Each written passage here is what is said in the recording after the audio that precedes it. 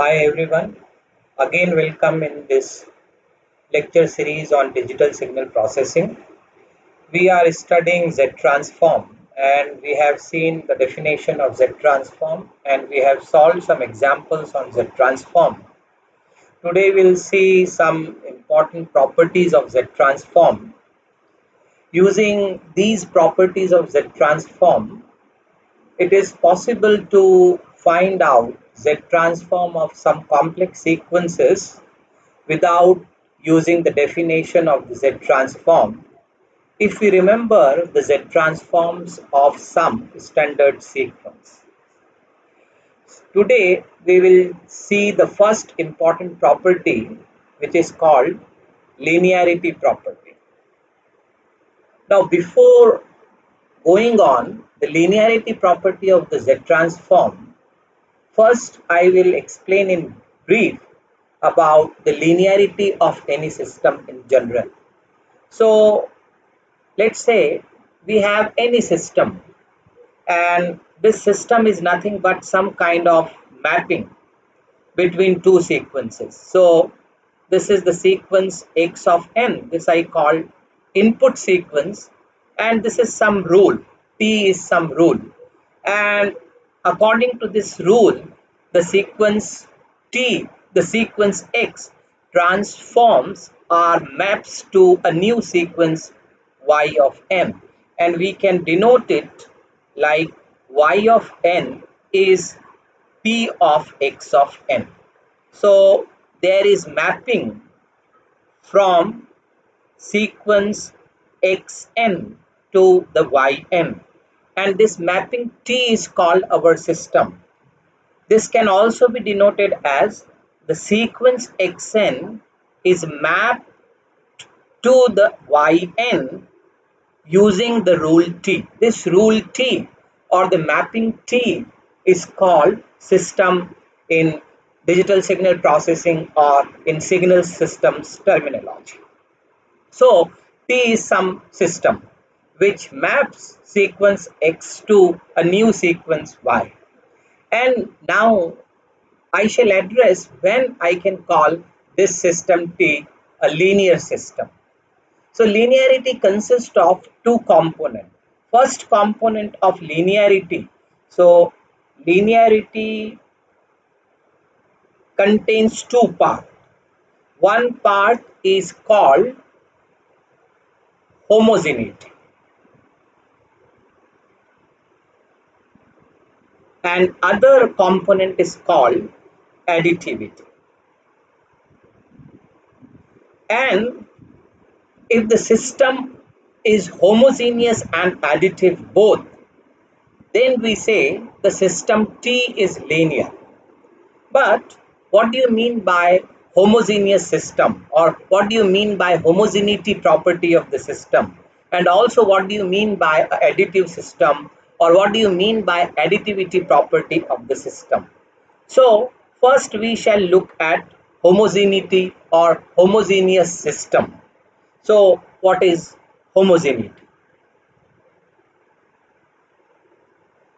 Again, let's say our system is T, which maps the sequence xn into a new sequence yn. And if I multiply my sequence by some constant a is any constant. It could be real, it could be complex. So in general, a belongs to set of complex numbers. Now, on multiplying my input sequence by a constant a, if output also gets multiplied by the same constant a, that is if output becomes a times yn, then we say the system is homogeneous. For example, there is a sequence 1, 2, 3, and the output because of this 1, 2, 3 is, let's say, there is a some system, let's say it is a squaring system. It is a squaring system which squares the input samples. So this system T is a squaring system. And if the input is 1, 2, 3, what would be the output of this squaring system? squared of these samples. So 1, 4 and 9. And because other samples are 0, so the squares of 0 is 0. So this is the output because of the sequence 1, 2, 3. Now assume that this sequence is xn and this sequence is yn. Now what I do, I multiply my sequence by some constant. Let's say that constant is 2. So I write what is 2 times xn. So 2 times xn, you simply multiply all sample values by 2.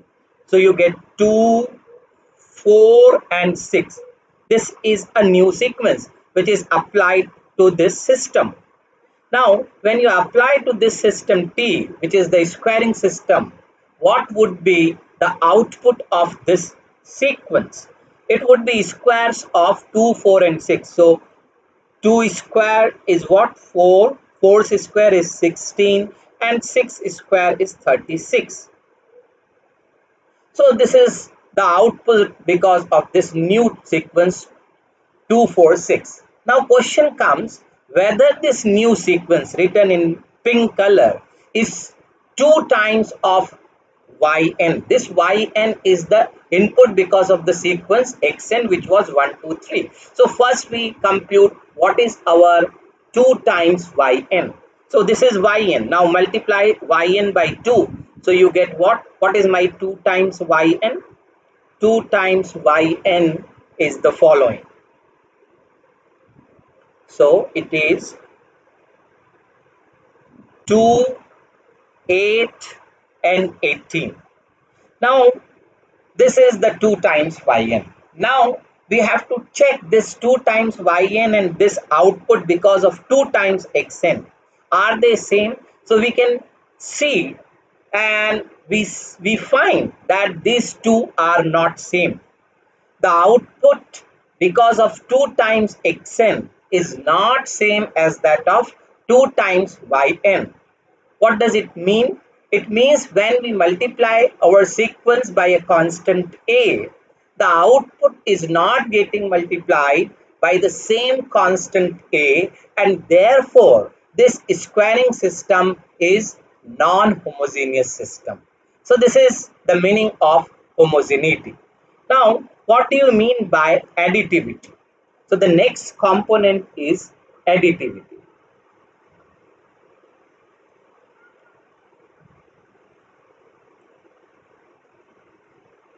Now to check whether the system is additive or not, we have to perform two experiments. So what are those two experiments? Rather three experiments. What I do, I take some arbitrary sequence x1n. Let our sequence be x1n. And this is applied to the system T, and we observe what is the output because of the sequence x1. And I denote the output of this sequence x1 by what? By y1 of n.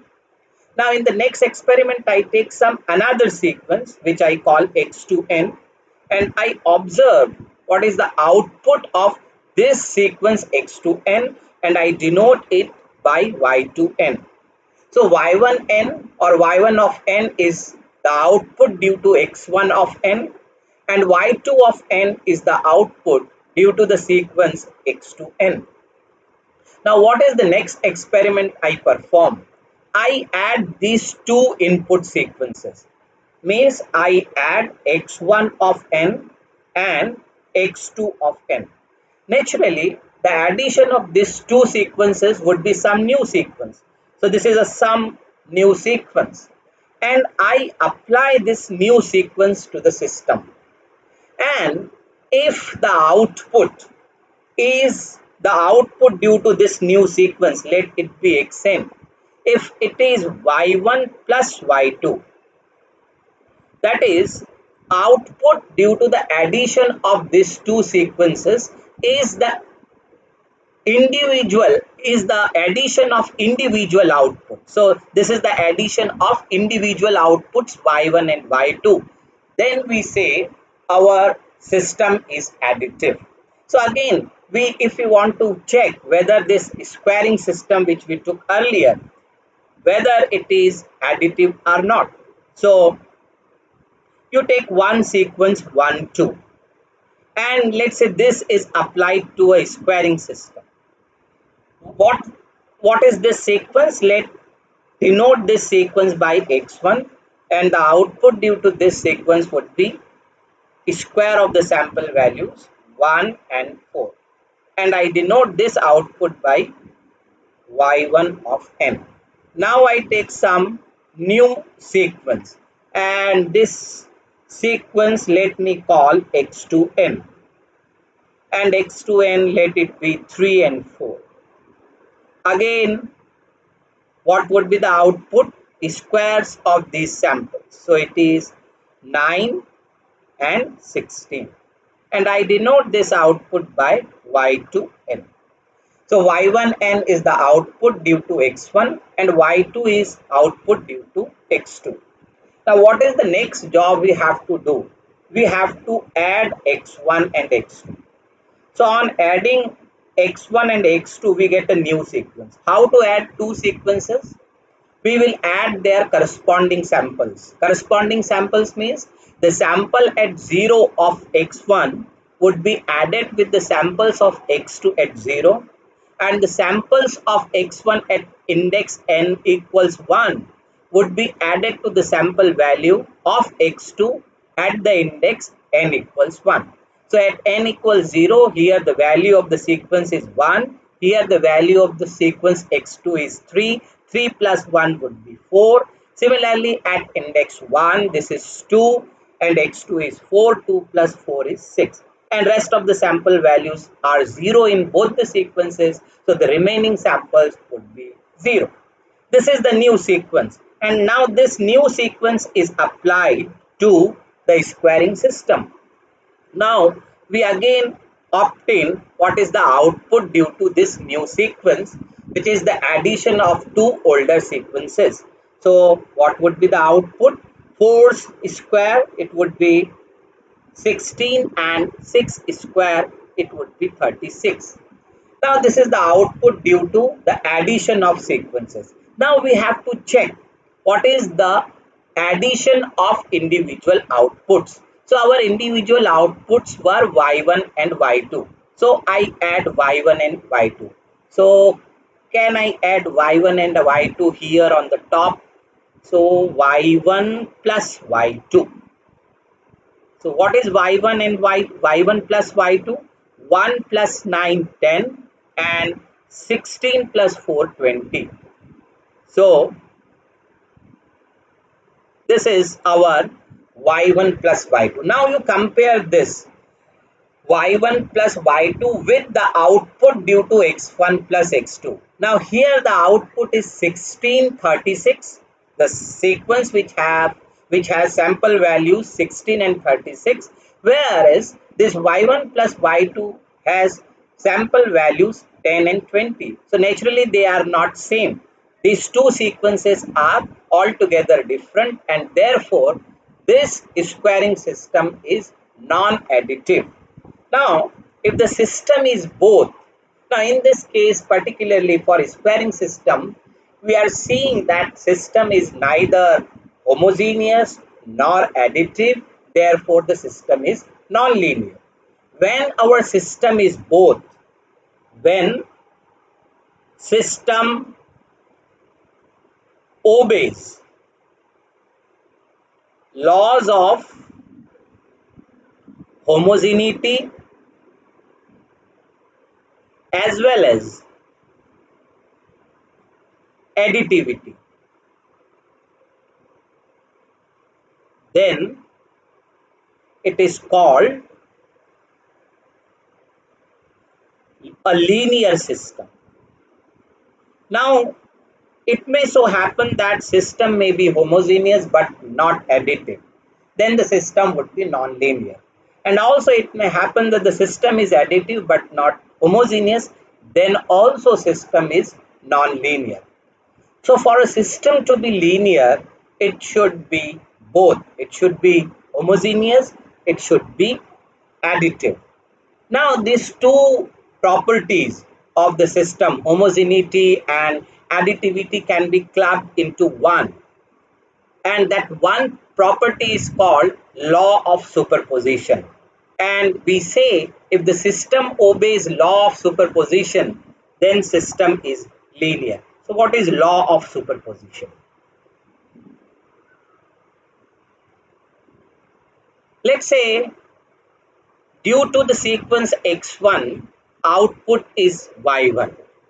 Now this T stands for system T, not Z transform. Again, due to x2n, assume that the output of the system T is what? Y2. Now what I do, I multiply my input sequences x1 and x2 with some arbitrary constants, let's say a1 and a2. So x1 is multiplied by a1 and x2 is multiplied by a2, and then I add them. This is called linear combination. We have already seen this is what? Linear combination of x1 and x2.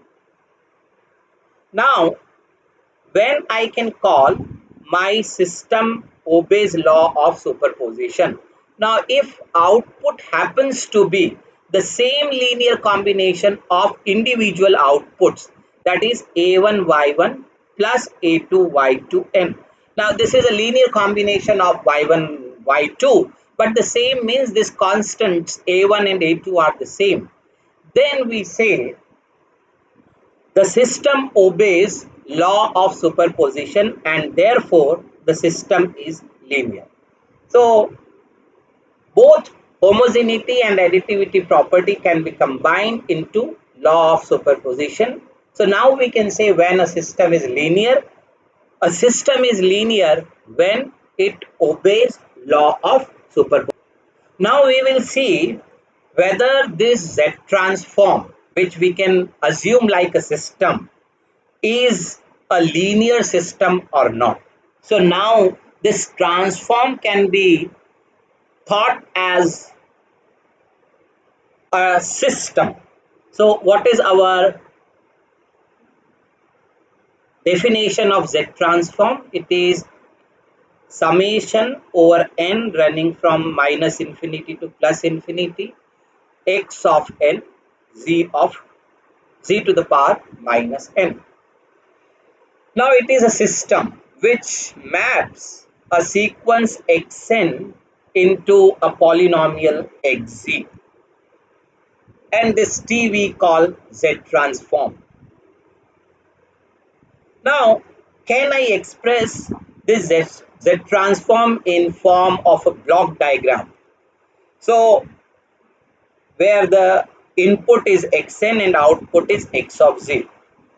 So what we do, it is a modulator which multiply sequence xn with a sequence z to the power minus n, and the output of this modulator is fed to a adder or summer which sums this output of modulator from minus infinity to plus infinity, and here you get a polynomial in z denoted by xz.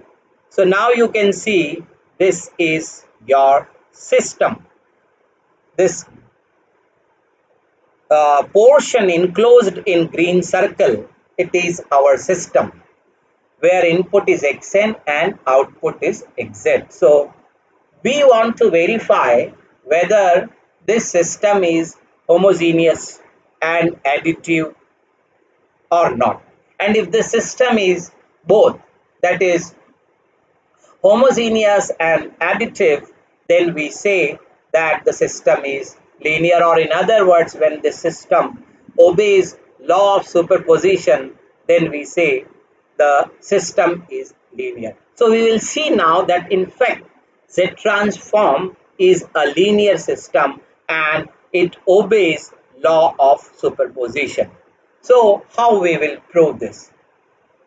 Now, before proving that it is a linear system, let me write what is the linearity property of Z transform. And when we will derive this linearity property of Z transform, we will come to know that the Z transform is a linear system. So now I take the linearity property of Z transform.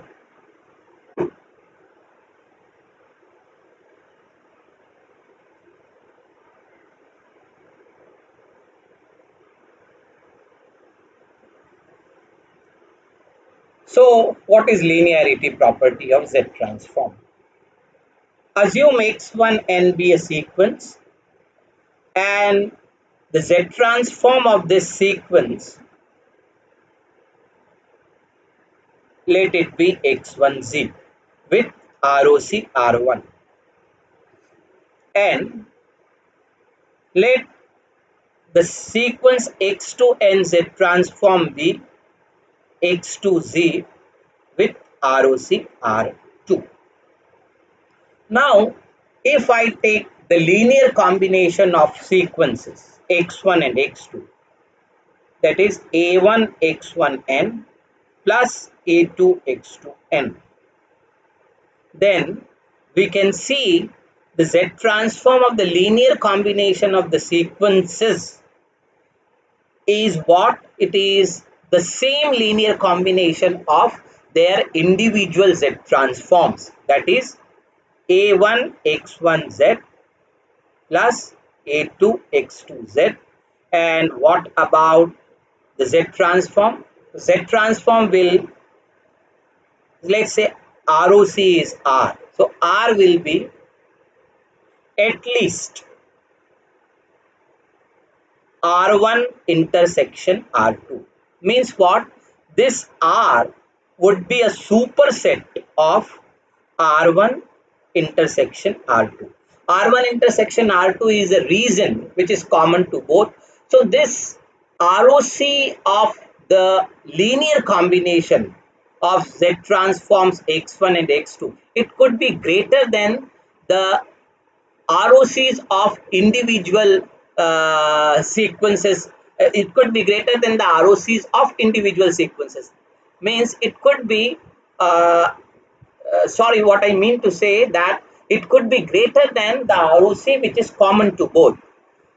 Now, when this R would be greater than R1 intersection R2, when this region would be larger than R1 intersection R2, and when this region would be exactly same as that of R1 R2. So what is the conclusion from this statement?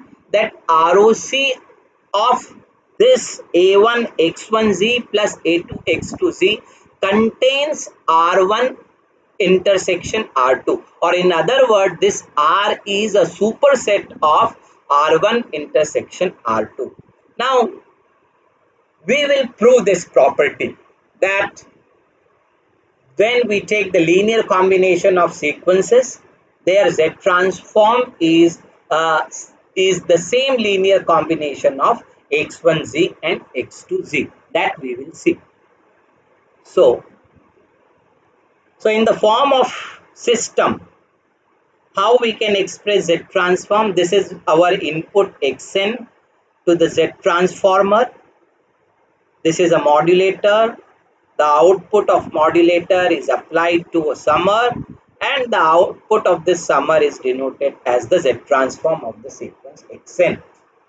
Now, assume when you apply x1n to this system, which now I am calling the system Z, what is our output? X1z with ROC R1, and when we apply x2n to the system, our output is x2z with ROC R2.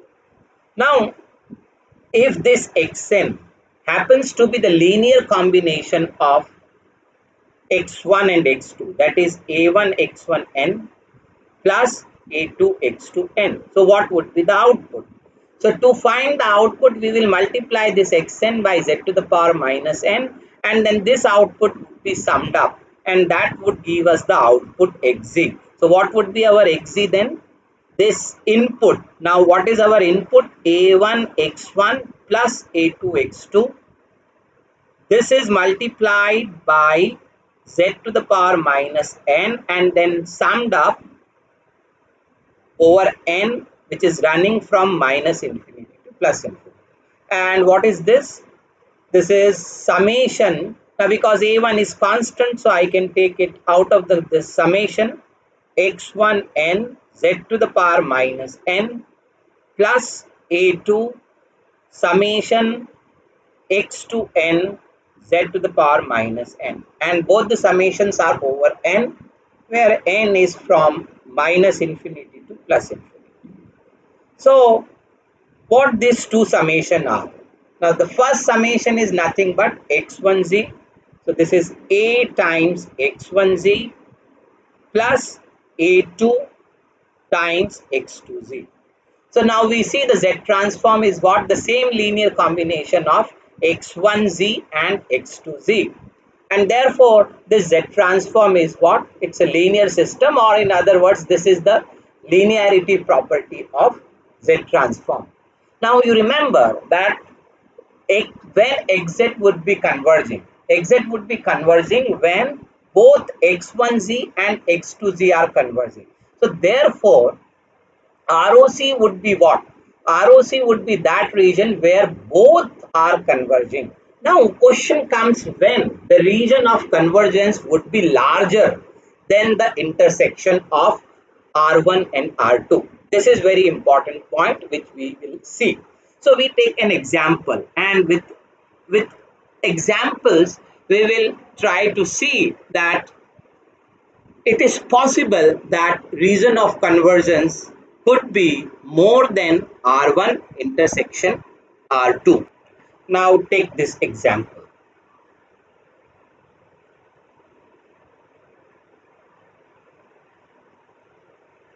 Xn is a linear combination of, let's say, these two sequences. Half to the power n un and minus 2 to the power n u of minus n minus 1, and let's say this arbitrary constants are 4 and 3. They are not important. What is important? These two sequences. And if you remember, we have already worked out Z transform of these two individual sequences, half to the power n un and 2 to the power u of minus n minus 1. In fact, in my previous video, I worked out Z transform of this sequence alpha to the power n un, and it was 1 upon 1 minus alpha z inverse with ROC mod z greater than mod alpha, and Z transform of minus alpha to the power n u of minus n minus 1. Z transform of this sequence was 1 upon 1 minus alpha z inverse, and ROC was mod z less than mod alpha. Now here alpha in the first component, the first there these are the two sequences. So in the first sequence alpha is half, and in the next sequence alpha is 2. So what would be the Z transform of these two individual sequences? Can I write them? Half to the power n un, its Z transform would be 1 upon 1 minus half z inverse. And what would be the ROC? ROC would be mod z greater than half. What about the next sequence? Next sequence is 2 to the power n u of minus n minus 1, and what is the Z transform? It is 1 upon 1 minus alpha. Alpha is 2z inverse with mod z less than 2. Now can we call our linearity property, and can we write the Z transform of this sequence xn, which is linear combination of these two sequences? So if we use the linearity property, the xz would be what? It would be the linear combination of this x1z and x2z. Let me call these Z transforms x1 and x2. So what are our a1 and a2? a1 is 4 and a2 is what? 3. there is a little correction. It is minus 2 to the power n u of minus n minus 1. So our a1 is 4 and a2 is 3. So invoking the linearity property, it would be what? A1 is 4 and x1z is what? 1 upon 1 minus half z inverse plus 1 upon 1 minus 2z inverse, and we saw that ROC should be what? It should be at least R1 intersection R2. Now here this R would be exactly same as that of R1 intersection R2. And what would be the R1 intersection R2, which is the region which is common to both, which is greater than half and less than 2. So that region is what? Mod Z lying between half and lying between 2. So this is the ROC. But you may ask a question that I told you that ROC would be at least R1 intersection R2. But why in this particular case it is R1 intersection R2 exactly? The reason is the following.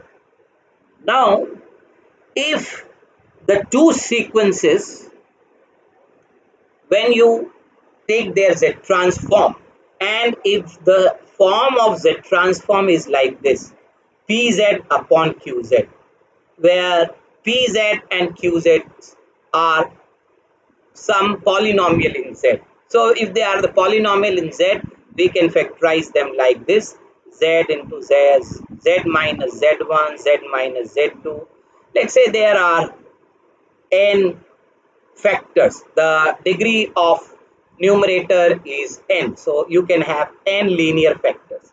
Similarly, let's say Qz is a polynomial in Z, and let's say its degree is m. So you can have linear factors like Z minus ZA, Z minus ZP, and so on. And let's say there are Z minus Zm. So these are m linear factors in denominator and n linear factors in numerator. Now, when we will be having our this ROC exactly same as that of R1 intersection. So this xz, let's say it is x1z plus x2z, and this x1 and x2z's are multiplied by some constant a1 and a2, and this linear combination of x1 and xz is of the form pz upon qz. We call this xz a rational function in Z. It is a rational function in Z. The ratio of two polynomials would be called what? Rational function in Z. Now, if you do not have any common factor between numerator and denominator, when you express your xz in the form pz upon qz, and if there is no common factor, we have factorized numerator and denominator in the form z minus z1 into z minus z2 and so on, and similarly denominator z minus za, z minus zb, so on. And if there is no common factor, means pz and qz are relatively co-prime,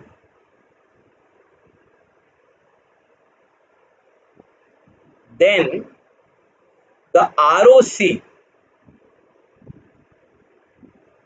R would be exactly same as that of R1 intersection R2.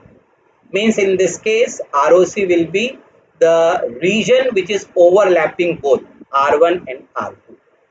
But suppose there is some cancellation of denominators factor.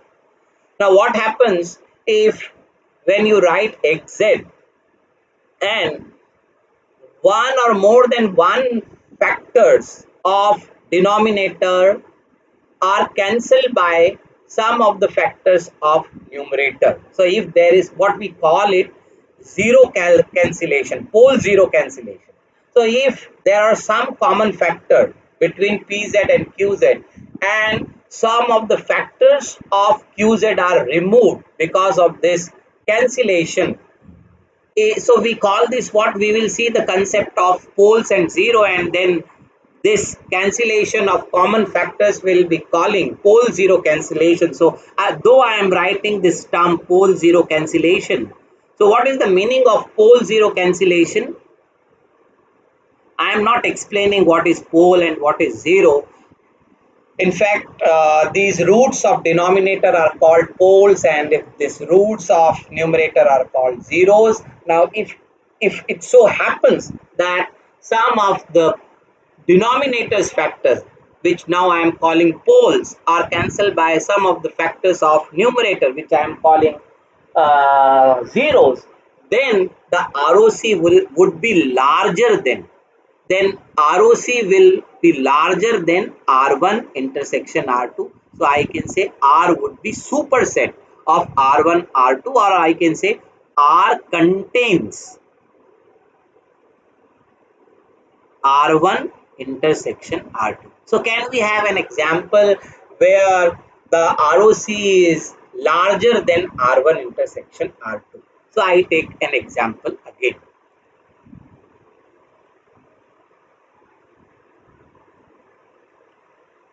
Let's say we have a sequence UN, and another sequence we have minus u of minus n minus 1.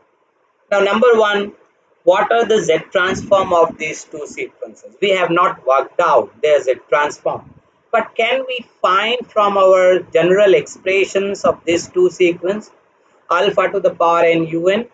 And if this in sequence alpha is made 1, you get 1 to the power n un, which is un. So then what would be the Z transform of this sequence? You know the Z transform of this sequence is 1 minus alpha z inverse with mod z greater than mod alpha. Substituting alpha 1 gives you un. So the Z transform of this sequence would be 1 upon 1 minus z inverse with mod z greater than 1. Similarly, what would be the Z transform of this sequence? It would be 1 upon 1 minus z inverse with mod z less than 1. So now we know the Z transform of these two sequences. Their expressions are same, but their ROCs are different. Now, if I make a new sequence,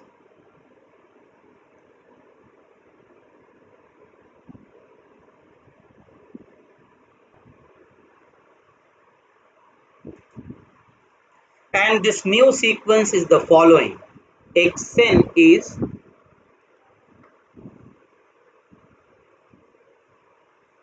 un minus u of n minus 1. Remember, here I have not taken u of minus n minus 1. I have taken u of n minus 1.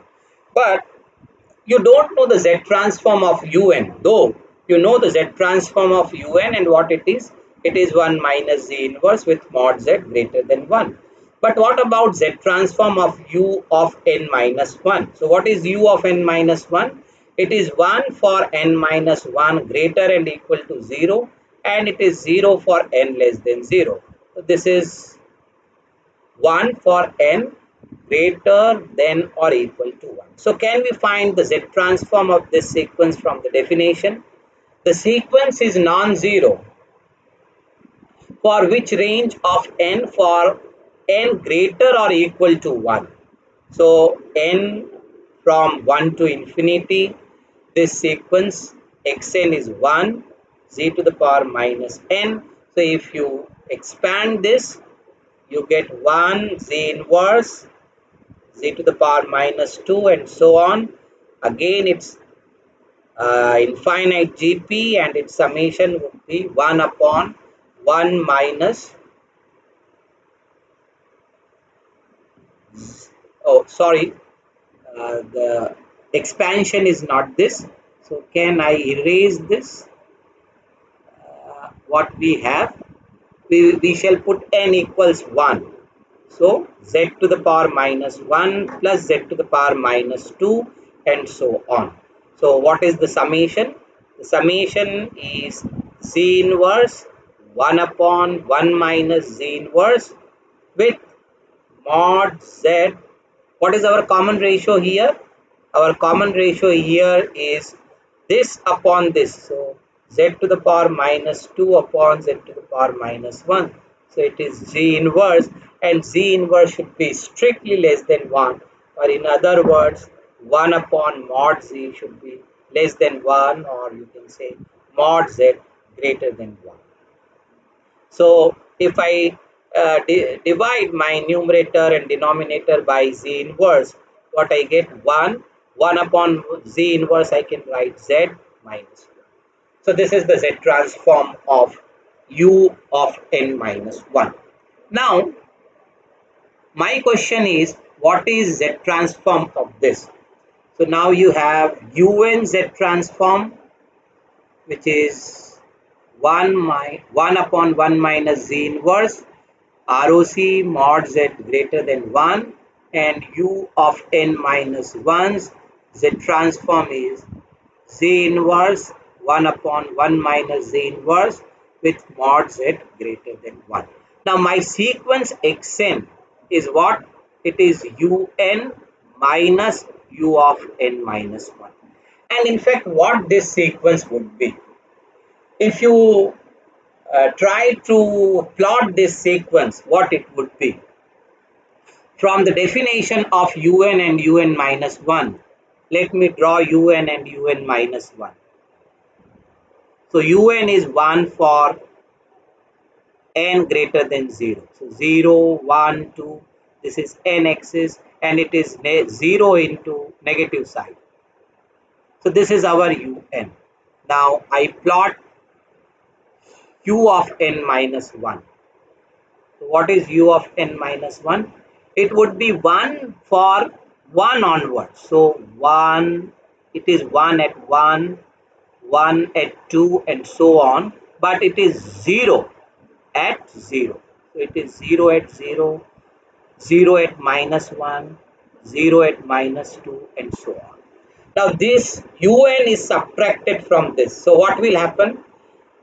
When you see for the samples n less than or equal to minus 1, so all those are 0, so 0 minus 0 would produce 0.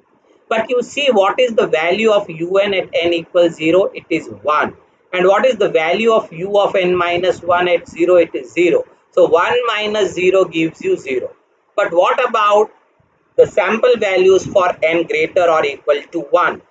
At 1 un is 1, and at 1 u of n minus 1 is also 1. So 1 minus 1 will give you 0. So for n 1 onwards, this subtraction will give you 0. So you get only what?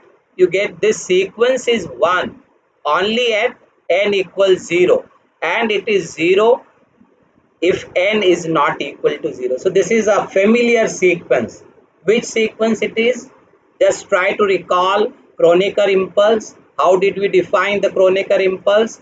Kronecker impulse was defined as delta n, which was 1 at n equals 0, and it was 0 at n not equals to 0. So this sequence is what? In fact, it is in fact delta n, isn't it? So it's a delta n, and we already know what is the z transform of delta n.